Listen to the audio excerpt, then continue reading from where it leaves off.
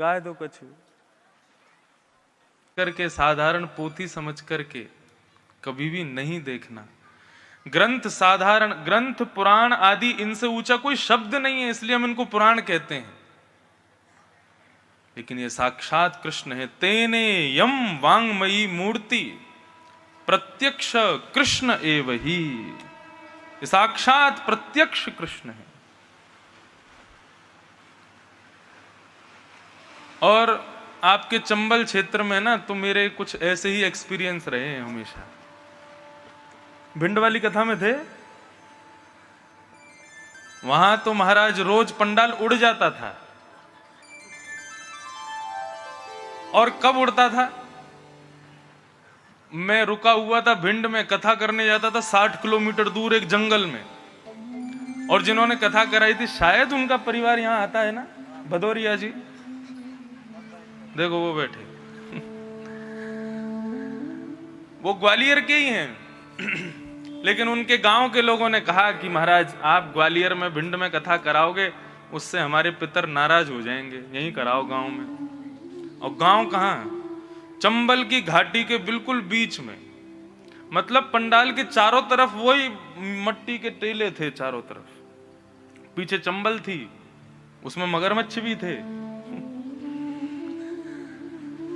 पहली बार मैं भिंड क्षेत्र में आया, नहीं उससे पहले भी आया था, ददरुआ सरकार में कथा हुई थी। तो ददरुआ सरकार में जब कथा हुई तब वहीं पर वो कथा बुक हुई थी, भिंड वाली।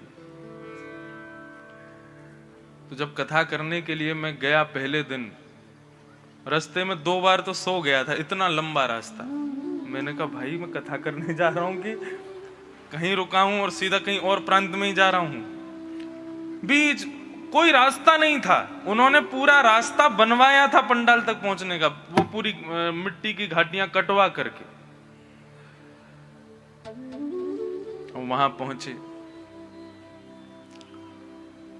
तो पहले दिन ही पंडाल ऐसे ही उड़ रहा था ऊपर नीचे।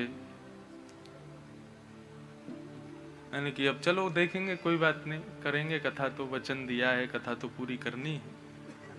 कथा हो गई पूरी। कथा पूरी करने के बाद मैं जैसे ही गाड़ी में बैठ करके वापस निकला अपने जहां रुका था भिंड में, इतने में तो फोन आया कि महाराज जी आप पहुंच गए। मैंने कहा नहीं पहुंचा नहीं। बोले यहाँ तो सब उड़ गया, पंडाल उंडाल सब खत्म। पंडाल उड़ गए, कूलर उड़ गए, सोफा उड़ गए, कुर्सियां उड़ गई। मैंने कहा ये बताओ भागवत जी? बोले नहीं भागवत जी विराजी हैं। तो मैंने कहा सुनो, व्यासपीठ को तुम लोग त्रिपाल आदि से सब ढक दो और व्यवस्था करो। दूसरे दिन उन्होंने फिर पंडाल लगवाया, रात भर में फिर से पंडाल लगा, वही पंडाल दोबारा। दूसरे दिन मैं कथा करने गया, मैंने कि सब ठीक है? बोले कि हाँ महाराज जी कल तो उड़ गया था पूरा पंडाल, सब खत्म हो गया था। मैंने कि चलो अब आज करते हैं।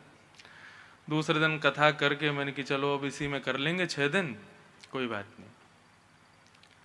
जैसी गाड़ी में बैठ करके फिर भिंड को निकला, फिर फोन आया, बोले आप पहुंच गए? मैंने कहा नहीं। वो क्या हुआ? पंडाल फिर उड़ गया। और अब की बार तो सोफा वोफा ये सब तो थे ही नहीं, खैर वो तो उड़ गए थे पहले ही। अब की बार हमारा पूरा माइक सेटअप उड़ गया।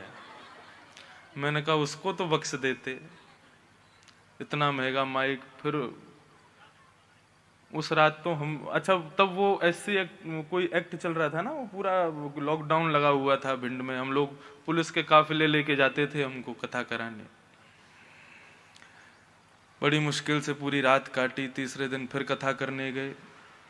अब की बार पंडाल हो गया था केवल व्यास मंच के बराबर का। मैंने कि भाई कथा तो होगी। यजमान बेचारे बड़े दुखी। हम तो पहले ही कह रहे थे ग्वालियर में कथा करा दें, भिंड में करा दें, लेकिन माने नहीं, नहीं यहीं करो। अब यहाँ मैंने कि कोई नहीं, अब कथा सुनो। तो ऐसे ही यजमान सब बैठे थे, मैं ऐसे ही सुना रहा था बैठ के। मैंने कि अब नहीं उड़ेगा। तीसरे दिन कथा करके गया तो फोन आया, आप पहुंच गए? मैंने कहा ये मत बोलना पंडाल उड़ गया। तो बोले सच में पंडाल उड़ गया? मैंने कहा जय हो भैया। रात में हमने हमारे सारे म्यूजिशियंस सबको इकट्ठा किया, सब रुके थे भिंड में ही। मैंने कहा भैया तुम लोग सब जाओ वृंदावन। अपने सारे विप्र देवों को कहा मैंने कि आप लोग भी निकलो वृंदावन। माइक वाले को फोन किया, मैंने तुम भी निकलो वृंदावन, कैमरा वैमरा वाले में सब जाओ वृंदावन, एक कोई हमारे पास रुक जाओ, हम तो कथा सुना के ही आएंगे, कथा शुरू हुई है तो पूरी करके ही जाएंगे। तो फिर उस दिन फोन आया ददरुआ धाम वाले महाराज जी का, बोले हमने सुना आपकी कथा चल रही है। मैंने महाराज जी बहुत जबरदस्त कथा चल रही है, आप आ नहीं रहे हो? तो बोले कि वहां एक सिद्ध हनुमान जी है। मैंने कहा हाँ, सामने ही बैठे हैं बिल्कुल व्यासपीठ के। तो बोले आप ददरुआ आ सकते हैं? मैंने कहा अभी आता हूं। तो फिर मैं ददरुआ पहुंचा भिंड से। तो ददरुआ में कथा की थी मैंने। अगर महाराज जी जिस दिन आएंगे उस दिन एक चमत्कार भी सुनाऊंगा मैं ददरुआ का। तो पहुंचा तो महाराज जी ने मुझसे कहा कि तुम्हारी जहां कथा चल रही है ना बेटा, वहां पर एक बाल हनुमान है, वो बालक हैं, अभी छोटे हैं। मैंने कहा अच्छा। तो वो तुम्हारे साथ खेल रहे हैं। मैंने कि तो ऐसे खेलेंगे कि पंडाली उड़ाए उड़ाए फेंकेंगे? मैंने कहा खेलना है तो कुछ और तरीके भी हैं खेलने के। तो बोले कि नहीं, अब हम एक तरकीब अपनाते हैं। मैंने क्या? बोले ये बड़े हनुमान जी हैं ददरुआ वाले, इनसे हम प्रार्थना करते हैं। उनसे जाकर के उन्होंने प्रार्थना की, देखो अपने छोटे स्वरूप को समझा लो, आप इनको कथा नहीं करने दे रहे हैं। व्यास जी बेचारे दुखी हो गए। मेरे सामने ही बोला उन्होंने, और बोल करके प्रणाम किया। बोले आज हम लेके चलेंगे आपको कथा में। कथा में लेके गए। बेचारा जो यजमान हमारे भदौरिया जी बड़े दुखी, महाराज जी बहुत अपराध हो गया। मैंने कहा अरे अपराध क्या है, सब जगह बढ़िया कथाएं होती हैं, बड़े बड़े पंडाल बनते हैं, सब जगह अच्छा होता है, अब नहीं हो पा रहा तो क्या करें। और वहां पहुंचे, महाराज जी ने जाके सबसे पहले डांटना शुरू किया उनको, बाल हनुमान जी को, वहीं खड़े होकर के। बोले ऐसे करते हो? कोई व्यास जी आए कथा सुनाने और तुम ऐसी जगह पे तो बैठे हो, यहाँ पे कोई आ तो सकता नहीं है, जैसे तैसे बेचारे ये आए हैं और इनको कथा नहीं कहने दे रहे हो। और उन्होंने ददरुआ धाम वाले हनुमान जी का सिंदूर लेकर के और वो बाल हनुमान के माथे से लगा दिया। मतलब माथे से लगाया, दोनों हाथों से लगाया, पैरों से, मतलब मानो बांध दिया उनको। बोले चुपचाप बैठो यहाँ पे और कथा सुनो। और उस दिन कथा शुरू हुई, कोई नहीं गया, सब रुके और फिर कथा पूरी हुई।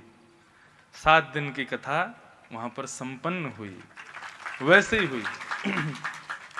अंतिम दिन जब कथा पूरी हुई तो ऐसे ही अव्यवस्था में कथा करते थे।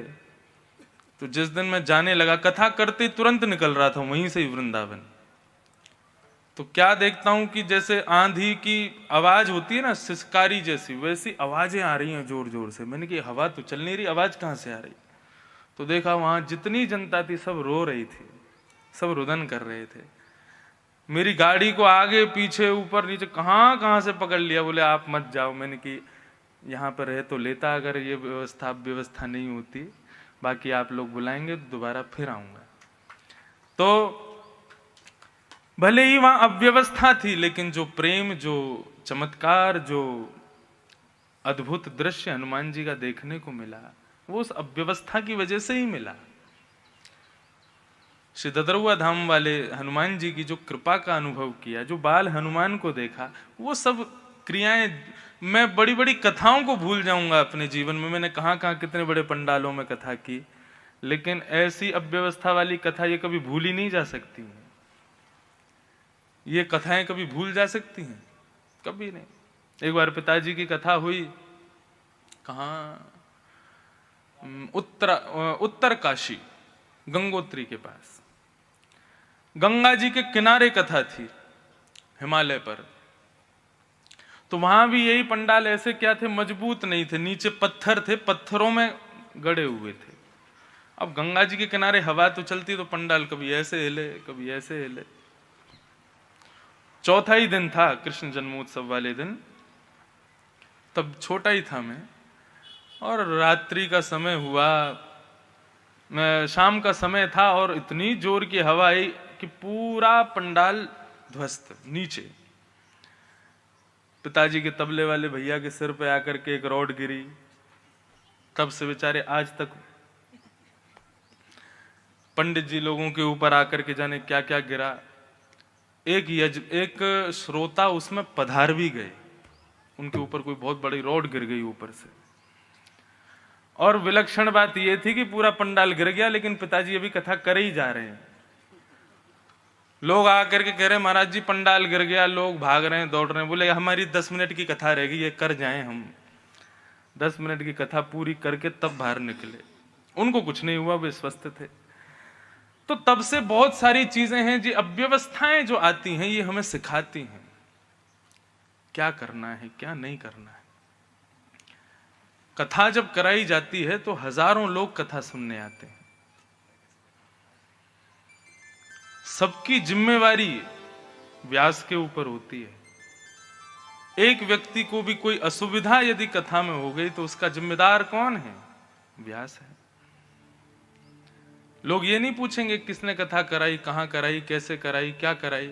ये पूछेंगे कथा किसकी थी? बोले इंद्रेश जी की थी, वहां पर एक ऐसे हो गया था, ऐसे हो गया। तो इसलिए अव्यवस्था होती है तो घबराओ नहीं, लेकिन अगली बार के लिए तैयार रहो। हेलो, यहां पर भी बाल हनुमान बैठे हैं क्या यहां पे अंदर? अच्छा बैठे हैं। हाँ तो अभी मंगवाते हैं, कली ददरुआ से मंगवाते हैं, रुको। तो आज हमारा मन विचार ये है कि कथा क्रम थोड़ा सा कह करके और फिर कृष्ण जन्मोत्सव करके कथा को विराम देंगे।